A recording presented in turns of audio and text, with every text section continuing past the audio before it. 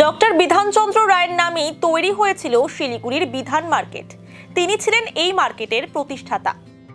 আজ ডক্টর বিধানচন্দ্র রায়ের জন্মজয়ন্তীর পাশাপাশি মৃত্যুবার্ষিকী। প্রতি বছরের মতো এবারও এই দিনটি শ্রদ্ধার সঙ্গে পালন করল বিধান মার্কেট ব্যবসায়ী সমিতি।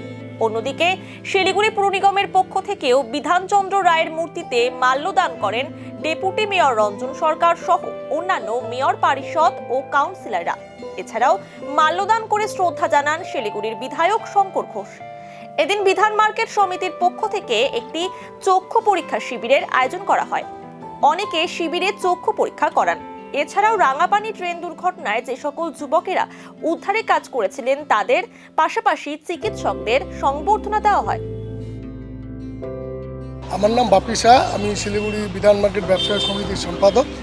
আজকে আমাদের যে ডাক্তার বিধানচন্দ্র রায়, যিনি আমাদের এই মার্কেটটা তৈরি করে দিয়ে গেছিলেন, যার নামে এই মার্কেট আমরা তৈরি করেছি, আজকে আমাদের যে পূর্বপুরুষ যারা ছিলেন তারা আমাদের সেই বিধানচন্দ্র রায়ের মূর্তি এখানে বসিয়ে গেছেন।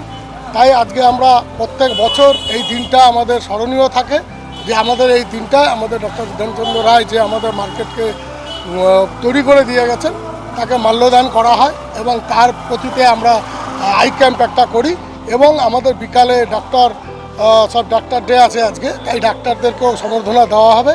এবং আমরা যে ট্রেন দুর্ঘটনা হয়েছিল আমাদের রাঙাপানিতে, সেখানে যে 14 জন ছেলে খুব হেল্প করেছিলেন তাদেরকেও আমরা আজকে বিকালবেলা সম্বর্ধনা করি।